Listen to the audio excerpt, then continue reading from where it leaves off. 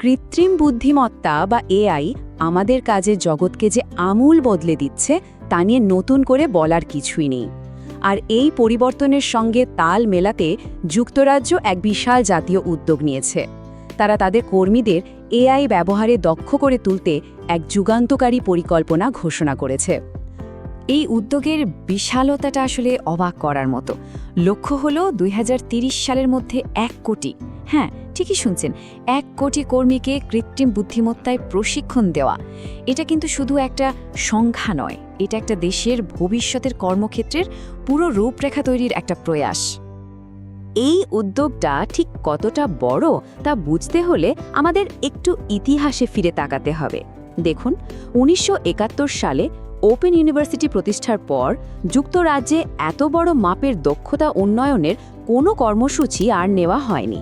এক কথায় বলতে গেলে এটি একটি ঐতিহাসিক পদক্ষেপ। তো চলো শুরু করা যাক আমাদের প্রথম অধ্যায় দিয়ে, জাতীয় এআই মিশন। তাহলে এই বিশাল মিশনের মূল লক্ষ্যটা কি? খুব সোজা কথায়, এআই যেভাবে আমাদের কাজের জগৎকে নতুন করে সাজাচ্ছে তার জন্য দেশের মানুষকে পুরোপুরি প্রস্তুত করা। এই পুরো প্রশিক্ষণ কার্যক্রমের কেন্দ্রবিন্দুতে আছে সরকারের এআই স্কিলস হাব। এটা হলো একটা অনলাইন প্ল্যাটফর্ম যেখানে যুক্তরাজ্যের যে কোনো প্রাপ্তবয়স্ক নাগরিক বিনামূল্যে এআই প্রশিক্ষণ নিতে পারবেন। আর সবচেয়ে দারুণ ব্যাপার হলো এই কোর্সগুলো তৈরি করা হয়েছে সরকারি এবং বেসরকারি খাতের সেরা প্রতিষ্ঠানগুলোর যৌথ উদ্যোগে। আর এই উদ্যোগকে যেটা আরও বেশি শক্তিশালী করেছে তা হলো এর অংশীদারদের তালিকা। অ্যামাজন, গুগল, মাইক্রোসফট, আইবিএমের মতো বিশ্বের শীর্ষ প্রযুক্তি সংস্থাগুলো এই কর্মসূচির সাথে সরাসরি যুক্ত, যা কোর্সগুলোর বিশ্বাসযোগ্যতা এবং মান দুটোই নিশ্চিত করে। এবার দ্বিতীয় অধ্যায়, আপনার এআই প্রশিক্ষণ। চলুন এখন একেবারে প্রায়োগিক দিকে নজর দেওয়া যাক। মানে এই প্রশিক্ষণটা কিভাবে কাজ করে এবং অংশগ্রহণকারীরা ঠিক কি শিখতে পারবেন। প্রক্রিয়াটা কিন্তু খুবই সহজ এবং সবার জন্য উন্মুক্ত। যে কেউ অনলাইনে এআই স্কিলস হাবে গিয়ে বিনামূল্যে নিজের পছন্দ মতো কোর্সগুলো সম্পন্ন করতে পারবেন। আর কোর্স শেষ হলে অর্জিত দক্ষতার স্বীকৃতি হিসেবে একটি ভার্চুয়াল এআই ফাউন্ডেশন ব্যাজও দেওয়া হবে। এই কোর্সগুলোর একটা বড় সুবিধা হলো এর নমনীয়তা। মানে এখানে কিছু কোর্স এতটাই ছোট যে ২০ মিনিটেরও কম সময়ে শেষ করা যায়। আবার কিছু গভীর বিষয়ের কোর্সও রয়েছে যা শেষ করতে কয়েক ঘন্টা পর্যন্ত লাগতে পারে। অর্থাৎ প্রত্যেকেই নিজের সময় আর সুবিধা মতো শিখতে পারবেন। এখানে কিন্তু শুধু তথ্য কথা শেখানো হচ্ছে না, শেখানো হচ্ছে দৈনন্দিন কাজের জন্য জরুরি সব দক্ষতা। যেমন ধরুন, চ্যাটবটকে কিভাবে আরও কার্যকরভাবে প্রশ্ন করতে হয়, কি করে দ্রুত ইমেল বা নোট লিখতে হয়, ছোটখাটো প্রশাসনিক কাজকে অটোমেটিক করা, এমনকি দক্ষতার সাথে কন্টেন্ট তৈরি করা। এর মূল লক্ষ্য হল কাজের গতি এবং মান দুটোই বাড়ানো। আমাদের তৃতীয় অধ্যায়, আত্মবিশ্বাসের ঘাটতি পূরণ। কিন্তু প্রশ্ন হল, সরকার হঠাৎ করে এত বড় একটা বিনিয়োগ কেন করছে?